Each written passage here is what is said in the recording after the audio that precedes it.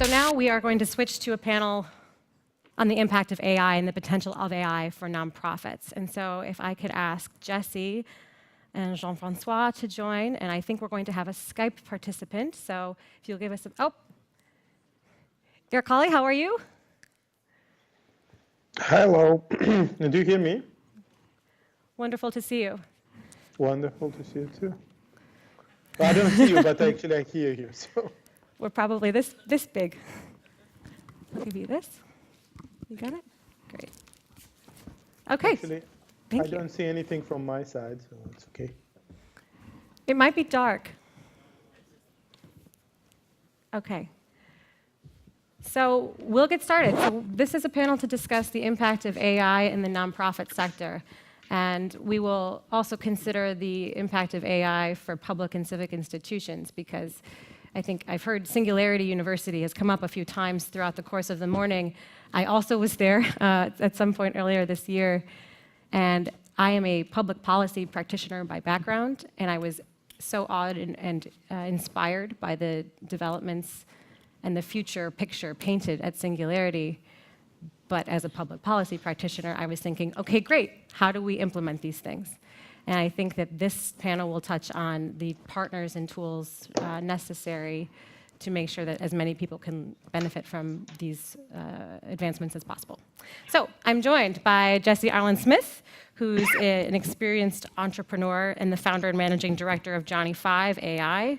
He's also the founder of AI for Good. He's based in Hong Kong and has a lot of experience in this field. We also have Jean-François Riffaud, who is at Action Against Hunger and has a long history as an expert in nonprofit and humanitarian issues, more than 20 years working in many different organizations and capacities.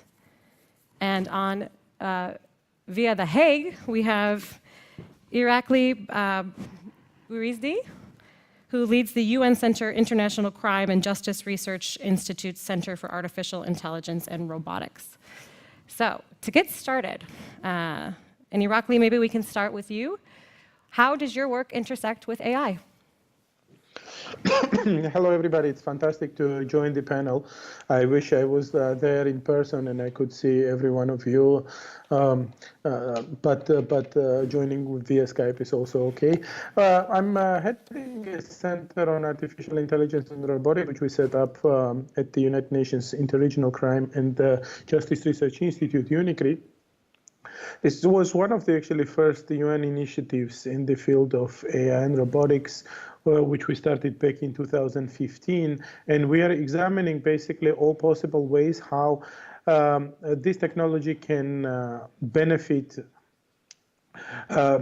issues like UN Sustainable Development Goals, for example, or other things, and how to ensure that we would mitigate the risks associated with the AI and robotics as well. So we're looking at basically both sides, risks and benefit duality of this technology, and we have several different directions. As an introduction, I can tell you we're running courses, tailor-made courses for different constituencies and segments on AI.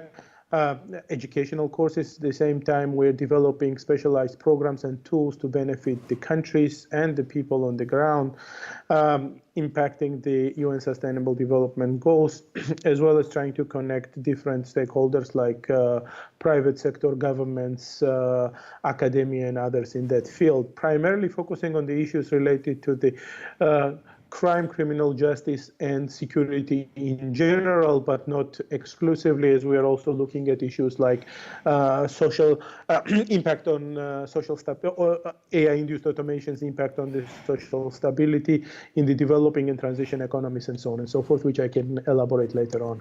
Very good. Thank you. Jean-François, same question. It's the main question for us. First of all, excuse me, I will have to speak in English, even though I'm French. So I can understand him. No, I think for us, the main question is the compatibility between our work, humanitarian work and social care, and AI and robots. Of course, I have no answer to this question. But we are thinking about that, we are questioning ourselves. And the thing that I can do here with you is to share the questions we have on this topic.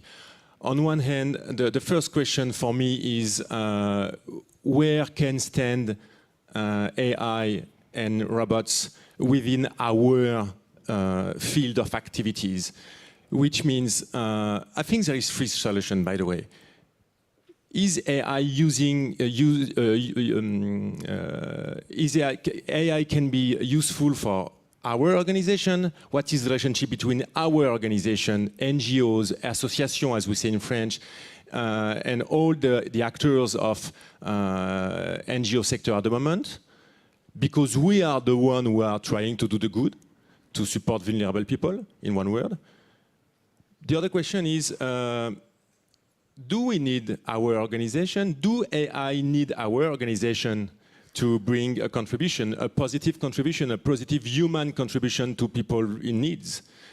And I think this is two phases of how we consider AI within our sector, which is, I guess that at some point, of course, we have to look at AI as changing the way we are working, as any other kind of business, if I may say that we would be a business. But we have also to consider AI as bypassing us, as being able to bring directly positive impact to vulnerable people. Because at the end of the day, we always are very happy and proud to say that we are not here to stay, but we are still here. So the question is, the first question for me is AI something for us as an actors, as NGOs, or is AI something for people directly? This is the first question I would like to raise. I have many other questions later. But your organization is using AI already. We are using an iPhone, we are using internet, we are using emails, as the previous speaker said. So of course, but more seriously, we are starting to use that. We are considering that in a large part of our activities, which is what we call the logistic part, because humanitarian activity is not only humanitarian activities. There is a large part of what we are doing which is totally comparable with any other kind of organization. We have to be on the ground. We have to have access to people. We have to bring food. We have to bring water. We have to bring comfort, of course. But we have to be able to reach people. And before that, we have to assess the ground. We have to know who is where, what is the situation on the ground. And at the end of that, we have to be compliant to the donors. So we have to make reports. We have to be transparent too. So for all these kind of activities I just described, we are starting to use AI. Of course, we are considering using drones to access to unreachable areas. We are starting to use the capacity, the mapping capacity of that AIs and robot brings to better map and to better plan our activities. We are also starting to use the capacity of measuring the size of the arm of a little kid. At the moment, when we are fighting against malnutrition, you have a plastic tool that you put around the arm of a kid to measure the size of the arm and to know scientifically if the kid is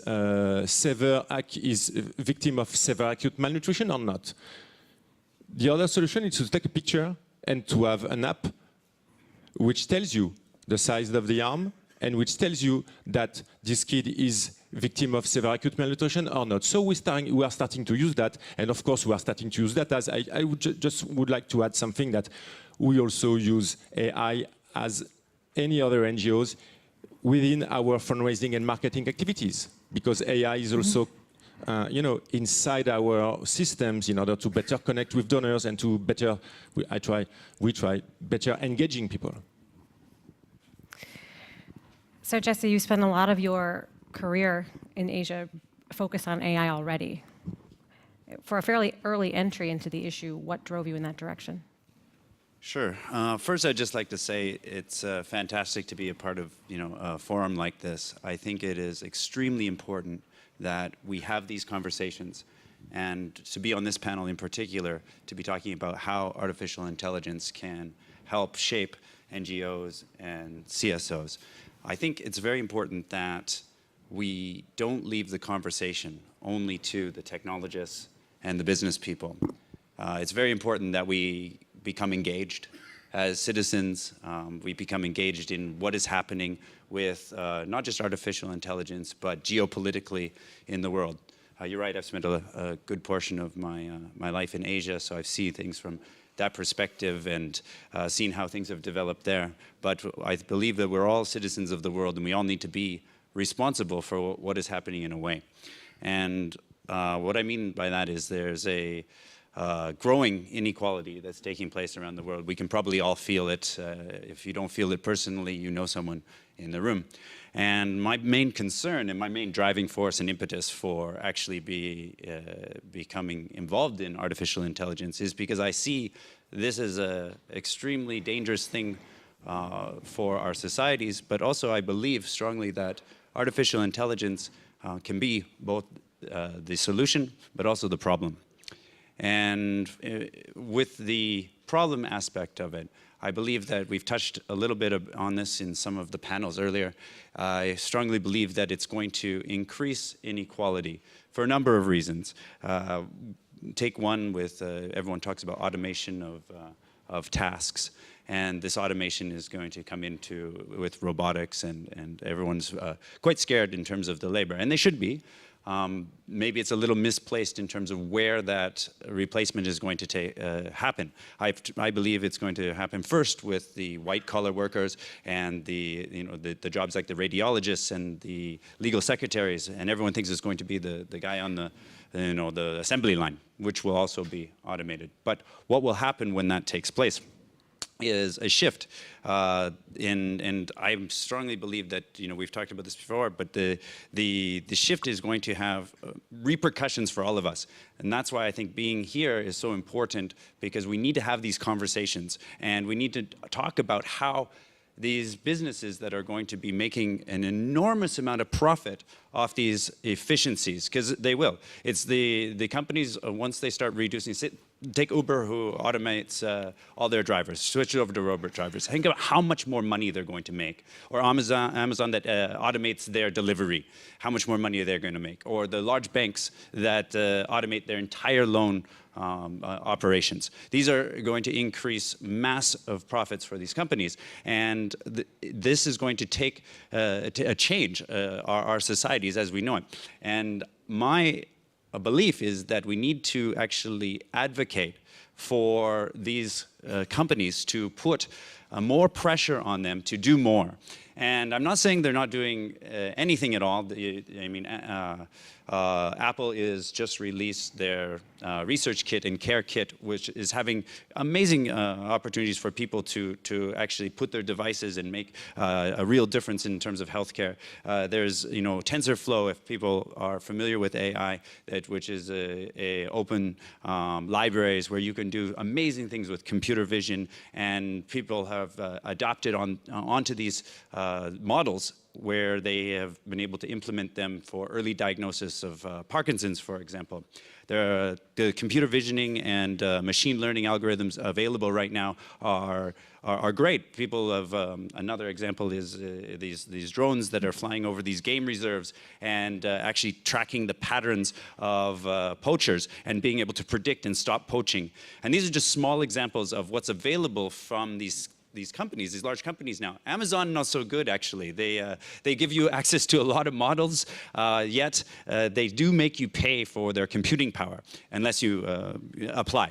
Well, you can actually apply and they will give you computing power. But there is so much available, but my question is, I don't believe it's enough. I think with the huge inequalities that are going to take place, and I also believe it's going to be a shift in geopolitics as well, as there's going to be less taxation for the people that are actually, the governments that no longer have their laborers to tax, and so they're going to have to probably tax the large companies in order to, balance things out a little bit. And I strongly believe that we shouldn't wait for this reactionary sort of policy. It's not really the best way. I think that we as citizens need to be proactive. We need to put pressure on companies. And my question, I also have a question to pose, is that should we actually make the companies more responsible? Should they be responsible? And the people that benefit, because it's not just companies, it's the people who invest in the companies, and then the wealthy that can afford the fancy phones and products that have AI inside them. Is it the responsibility of the companies and the people benefiting from these AI efficiencies, is one way to look at it. Is it their responsibility then to get engaged with NGOs and CSOs? Is it their responsibility to actually create this mechanism or ecosystem? Or is it all of our responsibility to come up with that idea of what is the mechanism for redistribution wealth, whether it be universal basic income or just the creation of foundations from these big companies? But I think that it is very important to have forums like this here today, because this is where these ideas can percolate. This is where we can come up with some solutions that can have impact and maybe push things in the right direction. And can AI reshape the capitalism, right? I think I wouldn't leave that task to a robot. I think that's our another, responsibility. That's a whole other topic. I think Yes. we're touching on some things here that are inherent in the questions that other actors are asking themselves about how to leverage these technologies and really make them work for their missions. So we've hit on taxation, we've hit on budget, we've hit on the philosophical question over how this will change the roles that we have human to human and organization to human, and in the question of mission delivery and service delivery. I think, zooming out a little bit further in the world of non-governmental organizations, Irakli, I'm curious how you are engaging with member states and how they are looking at AI as either an imperative or a possibility for their preparation, for their plans, and the programs they have in their own countries. Right. Thank you for this question. First of all, United Nations started to look at the issue of artificial intelligence already for a couple of years. We started our program, but some other UN agencies also started their program. There are several different directions which is happening there. One of them is the AI for Good Summit, which is co-organized by the International Telecommunication Union already 2 years in a row, and the third one will be coming up this year. This kind of coordinates the big UN efforts in the area of artificial intelligence. At the same time, there are some activities happening also in New York at the UN headquarters, and as well as with the member states. Member states adopted recently a resolution on exponential technologies and its role related to the respective of UN member states. Now, everybody's trying to figure out the ways how to exploit this technology for good and how to minimize the risk. So this is the main essence how we are looking at it. At the same time, Secretary General of the United Nations is very vocal about artificial intelligence. Recently, at the opening statement of the UN General Assembly, he dedicated a lengthy portion of his statement to disruptive technologies, and he identified basically two epochal challenges. He talked about climate change, and he talked about disruptions by the new technologies such as artificial intelligence, blockchain, and biotech. And the essence of this intervention was also to sort of mobilize the resources and to see how we can benefit from this and how we can minimize the risks related to it. Therefore, our activities from the center which I'm heading will also looking at all sort of possible ways how to bring the benefit to the countries, and countries are very interested in that sense. Now, we need to differentiate some of the some of the occurrences. For example, around 30 countries already adopted their national strategies on artificial intelligence, and these are the massive documents which will encourage the further investments of the countries in this field and also deriving the benefits. Most of them are concentrated in the developed world, in very well-developed economies, countries. But at the same time, you don't have really much discourse happening in the developing world related to the artificial intelligence, especially in the issues related to which other fellow panelists were speaking about, related to the jobs and future of jobs, and especially the AI-induced automation and how this is going to affect it. And I think that this is very crucial to see how we can bring this discourse in the developing world and how we bring some of the solutions which will be effective to the developing world directly, and not only in terms of people losing jobs, but also what sort of chain effect and chain reaction this is going to have on other issues like increase of the crime rates, unmanaged migration, and security in general. So I think it's extremely important to balance it out, the type of discourse, and bring more, invest more in the developing world in terms of awareness raising, and also helping these countries to adapt their national strategies to understand how and what will be the influencing factors on their economies, politics, and social stability in general.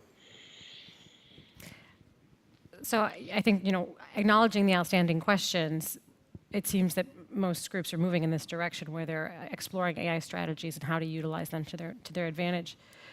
What are the kinds of issues that need to be addressed or considered, particularly from a humanitarian organization perspective, from an NGO, from a nonprofit, to ensure that it's consistent with values and mission? Does that remain important?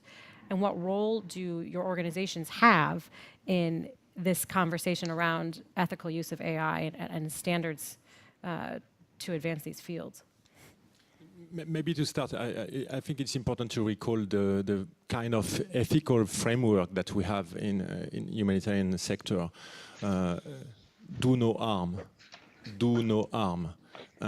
You have to bring support. You have to make people able to protect themselves in case of a crisis or a disaster, but also to get better education and to be able to choose the life they want to live, right?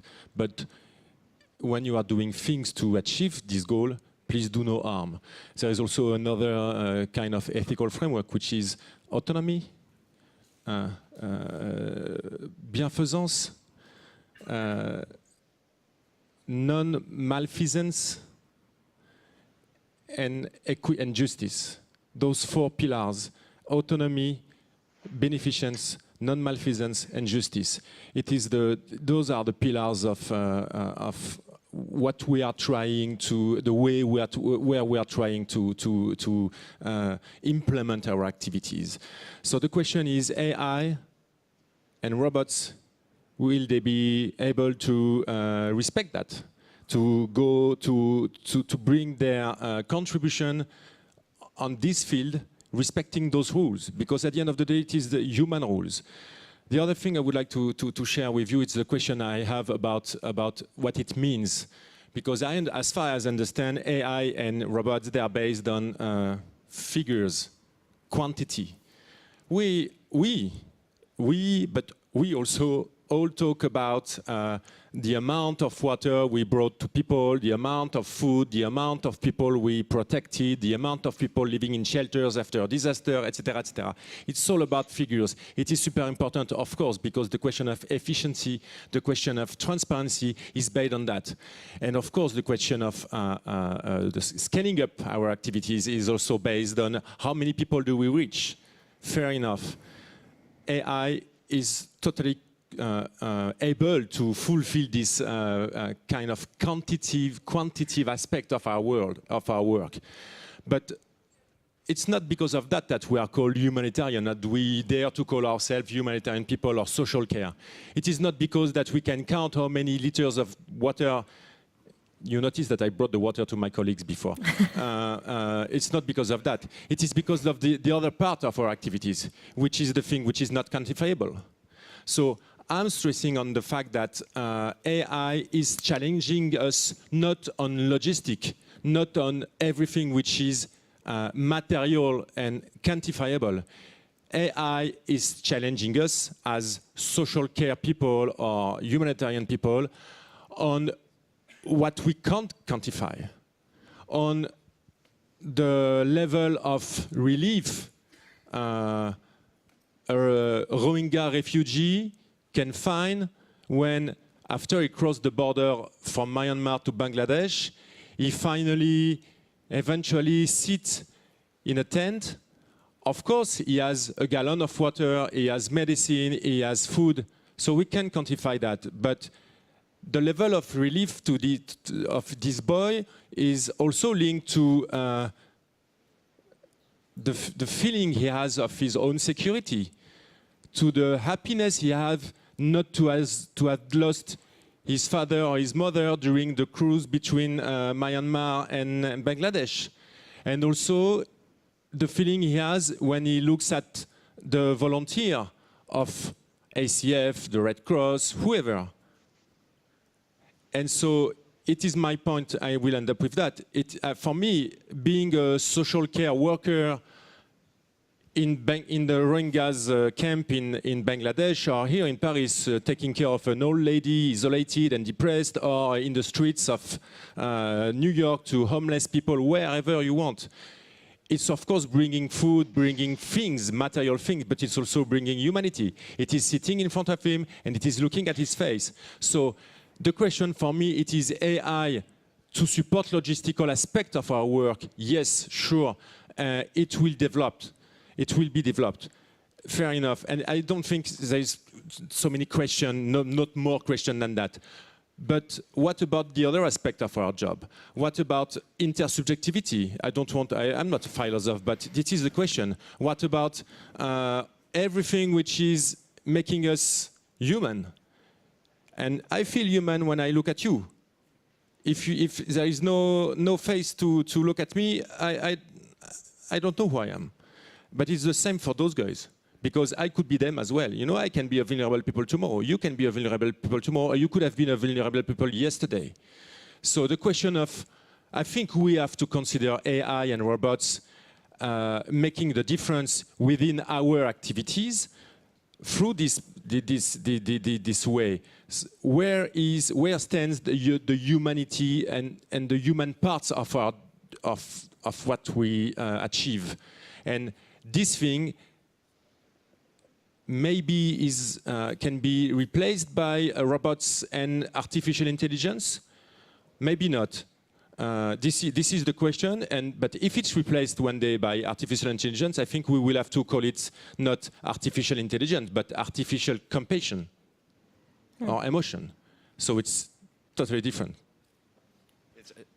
Striking points, and I agree on a number of the aspects, especially with the idea of the rebranding and changing. I think some of our colleagues earlier talked about artificial intelligence being a basket of technology that's going to be separated, and I do believe one aspect of development is going to be emotional artificial intelligence. We are already seeing it actually in chatbots.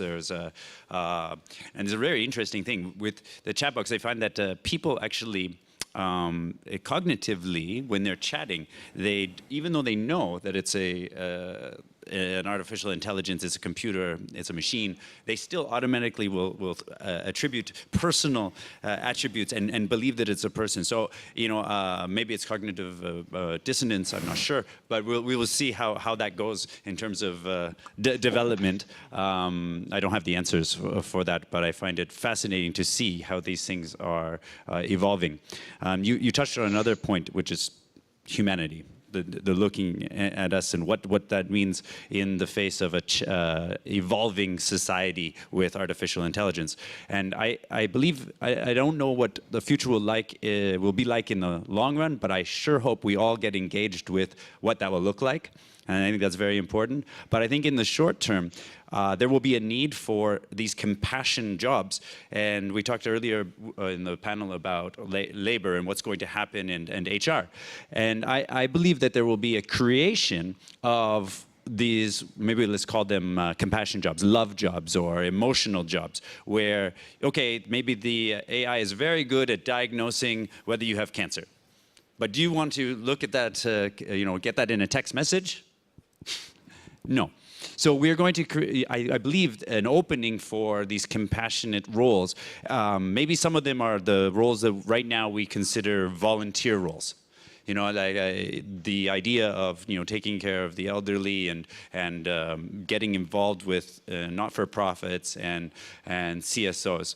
These are right now are largely done by volunteers. The people who start and initiate these foundations that are providing so much good. Often the people that are doing it aren't getting paid. Right? Or the people that you bring with you and elect to come with you on that journey, you can't pay them. And so you have to sell them on a dream or on the idea of making an impact, but not everyone, you can't eat impact, right? So we still need to find a way to support this part of our society. The people who are actually doing what I would say some of the best good in the world are doing it at a very substantially reduced rate right now in terms of salary or nothing at all. So I think that the artificial intelligence will do certain tasks very well. But the compassion and the human aspect of a lot of the tasks, they won't be able to do it. And also cross-disciplinary tasks, they're not very good at yet, because mostly we have narrow AI, which is good at pattern recognition. But there will be a need for these compassion jobs. But the society may move from right now to the volunteer, and then we may need to have a paid aspect, another aspect of our economy to help pay for these. So I come back to my original point. Well, who will pay for that? So we have less workers in the workforce, so that means less taxes. So the governments won't be able to have as much money. They're not even willing to do it right now, even though they have plenty of money, but they spend it on other things, like building a wall or something of that nature. So they spend the money not necessarily on the redistribution, because not everyone likes redistribution of wealth anyways. So who will pay for that? If we need to create these compassion jobs, how do we as a society decide to fund these jobs? And I believe the responsibility, or I like to pose the question of, is it the responsibility of the people making the most money from AI to pay for that? But I give this to my colleagues to maybe add some feedback or add in. Yeah, I think we're painting the picture of what the future could look like and the challenges and the risks that are going to be associated with these changes. I think it's important too to paint a picture of the potential, and so what improvements are possible and enabled through AI. Irakli, I know you're running some pilot programs on this right now, and I wonder if you have any initial observations or outcomes that you can share with us about how these implementations are going, the kinds of questions that are being raised through them, and why your participants are committed to furthering them. Sure. Now, look, I mean, first of all, what I want to add here, and I think that some others already identified, and I fully share that the artificial intelligence is a tool, and this is a tool which it's up to us how we're going to use it, and this is up to the human species to figure it out, how to use it properly and how to use it for benefit of us and not to harm us. And therefore, every activity, what we do through it is we are mindful of that, and we are looking at from that prisma that we want to use that tool for the benefit. Now, let's look at some of the issues which I'm working on. At the moment, I will identify our work together with Interpol. We started this program this summer when we organized the first global meeting on risks and benefits of artificial intelligence for law enforcement. And this was the meeting when we started to look at how, basically with the three different goals. One is that how AI can be used by criminals, and to know that and to have a very clear picture of that. Second is that how this could be used for the law enforcement agencies to benefit their work in that, whether it's an investigation or a research as well as the actions. And the third one is that how to do all of it in an in an ethical way, to put it in an ethical frames, right? As far as the the main goal is to basically provide the recommendations to the United Nations member states and share this information to the law enforcement agencies globally for them to benefit from that activities. Now, from the crime side, we identified 3 different layers of problems and 3 different ways the criminals can use these tools. One is the digital attacks, so-called cybercrimes, amplified by the artificial intelligence, because over there, instead of manually doing it, we will have highly sophisticated machines and highly sophisticated tools working 24 hours to find the loopholes, and it is going to amplify the problem in an unprecedented level. Second is the political attack, so-called manipulations, when you could have the impersonation of and manipulation of the issues. And the third one is the real physical attacks, where AI-driven robotics, whether it's drones or the ground vehicles, could be manipulated in such a way to cause harm for the mass public gatherings or individual targets or other critical infrastructure which could be located in the countries. Now, from the law enforcement side, we are identifying all sorts of ways how these tools could be used by the law enforcement. That there are very creative, very sophisticated, tools already in place, and countries are implementing it. I will not go into details right now. We're going to actually issue a comprehensive report on that. It will be a big portion of it will be a public report, which will be going online in coming weeks. So you'll see the details, but there are many different ways. And on one of the biggest sort of discussions what we had during that global summit, and in the consequent different follow-ups to it, is that how to ensure that we will have some sort of a globalized standards where all of this is applied in an ethical framework, and we are not sort of crossing some red lines which would be harming people and societies in general. Now, these are the specific works examples which our UN agency is involved in, but in general, UN is also involved in finding the ways of how to use this technology and how to utilize this for the to support the implementation of the United Nations Sustainable Development Goals. Right, as you know, there are 17 goals which are very ambitious goals to transform the world by 2030, and we have 169 targets and 230 indicators to achieve these goals. And some of the examples, for example, you can see how this is going to contribute, for example, to goal number 1, which is no poverty, right? And one of the targets there is to, by 2030, to eradicate extreme poverty for all people everywhere. And there are many different ways how AI is contributing to that, and there are some concrete applications where AI is mapping, for example, poverty from the space and enabling real-time resource allocation, right? And we have examples on how we're working on the issues related to the hunger, right? One of the targets is to end hunger and ensure access by all people to safe, nutritious and sufficient food all year round. And AI and predictive analytics can increase agricultural productivity, and there are specific tools which are working in specific applications for that. So there are many ways how we are contributing to the global challenges and directly impacting actually benefit of the countries. If I may, thank you very much for that. I think it's really super interesting, and it makes me think that AI won't fight hunger. AI won't fight poverty, because it's not the task of AI or for our robots.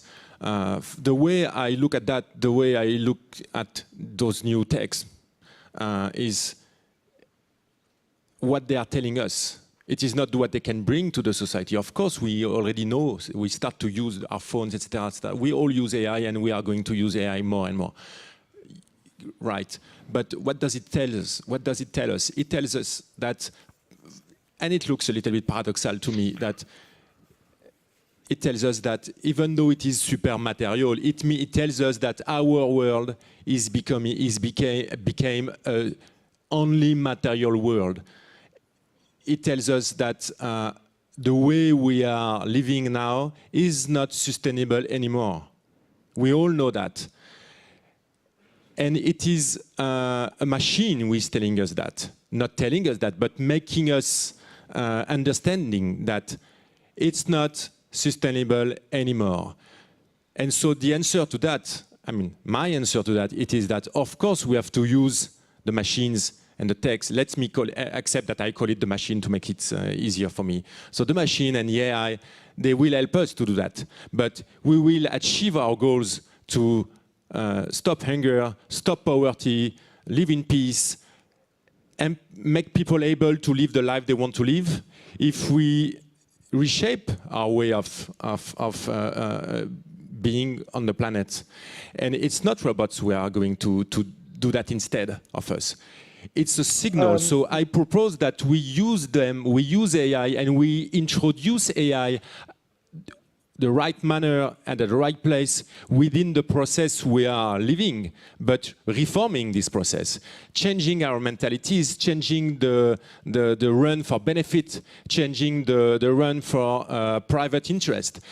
Last word, I think, which is also super interesting to me and a little bit scary, by the way, it is that who is defining public interest at the moment? The risk I see giving AI, robots, or machines responsibilities in making the world a better place is that based on what? Based on feelings or based on datas?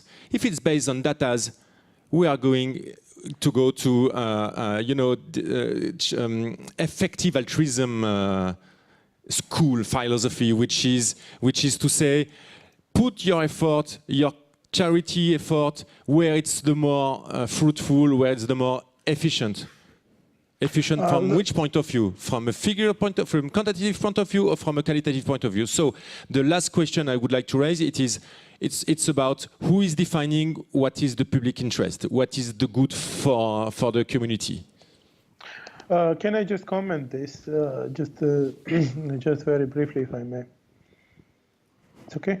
Yeah, sure, please, sure. please. Yeah, of course. We're all nodding. Look. As I mentioned it in my previous intervention, the AI is a tool, and I have not mentioned it, and I don't think anybody understood it that way. That we are putting full responsibility on artificial intelligence, on robotics to define our future. What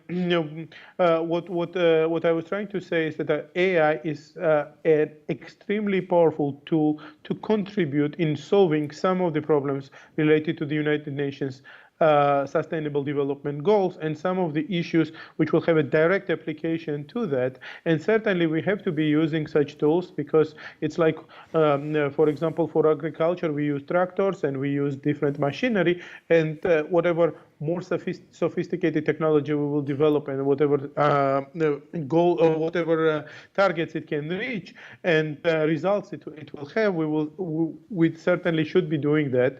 And there is no stopping to these issues. Certainly, we are not putting any responsibility of making world decisions or related decisions to the machines. We are not to that level yet, and most likely we will not reach any technologically developing level to that extent that we will have machines deciding our futures. And certainly the future of human beings should be decided by the human beings and by the collective knowledge of what we have, by using tools which are available for us for good, and at the same time understanding the risks which are associated to that and properly mitigating to that risks. Yeah, I think we've identified a very powerful element to a larger conversation about the direction that we're heading and how we get there and who's part of some of these decisions that will impact what we feel like and what we can experience when we get there. So we have just 2 minutes left, and I would like to invite each of you for a closing thought or two, and let's keep it on the what do you see as possible and beneficial through this intersection of AI and nonprofit going forward. Jesse. Well, there's certainly been a stimulating conversation talking about philosophy and implementation and how we can shape the world with these amazing technologies. We have we're at the beginning of a lot of them, and I think everyone who's in AI knows that. We are just still getting used to this, the idea of having it in your phones or it being with you, and algorithms are an evolution of software, or a tool, as my colleague said, today. But where will they be in the future is up to us. And how we teach these machines is very important. Whether you think it's 50 years away, 100 years, or not at all, maybe the not at all category we can leave behind. But when we are teaching these machines, we have to also teach them with a sense of ethics or a sense of values. And we don't always agree. We don't always agree on what our ethics and values are from nation to nation, or even person to person. I have some questions for my colleague up there about geopolitics, but given our time frame, I won't go into that. So I will leave with a closing thought that, again, I'm extremely grateful to be in this forum with all of you. I hope that you are inspired, not just by our panel, but all the panelists and everyone who is talking today about what is possible. But I encourage everyone to get more involved with these types of discussions, what it means for you, whether it's your job or whether it's your basic civil liberties that are at stake in terms of privacy. Get involved and understand, and be a part of an organization, or an individual that can make a difference. And I suggest that maybe we ask the question of who's responsible for that difference, and perhaps the people making the money off it. But I will leave that up to all of you. Yeah. No, just to sum up for me, just one reflection.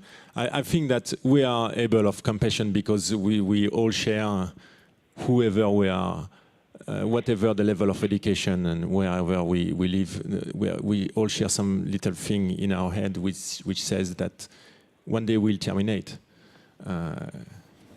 We all know that. I use terminate because, it's a Schwarzenegger thing.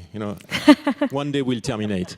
We all know that. It is, I believe, I'm not the only one, but I do believe that we have the capacity of the compassion capacity, because we all know that one day we'll die. So if I put that to robots, and if I want to imagine robots being able to compassion, it means that I have to imagine that robots one day they think that they will die. It looks logical to me.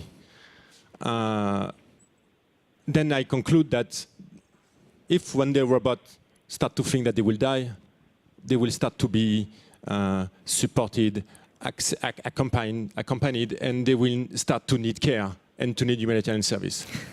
Full circle. Irakli, final thoughts? Right. Just as a final thought, what I would like to sort of offer it to you is that think about it. At the moment, as a human species, we are smarter, we are richer, and we are more connected than ever before in time of our development, right? We accumulated enormous knowledge, we accumulated enormous wealth, and we accumulated enormous connectivity, which is a very powerful combination, very powerful triangle. With this knowledge, with these resources, and with the connectivity, I believe that we as a human species will be able to figure out one of the most challenging things, or the solutions to the problems which we never thought were possible. At the same time, we have powerful tools which are at the early stage of development, like artificial intelligence. I think that we have a long way to go there, since we have even more sophisticated and more powerful machines capable of assisting and helping us in solving this problem, and certainly we as a human species should be able to figure it out, how to govern it, how to apply it evenly globally, and how to find the consensus amongst governments and amongst policymakers to see how we can use this technology for the benefit of us, and how to mitigate all the possible risks which are associated to it.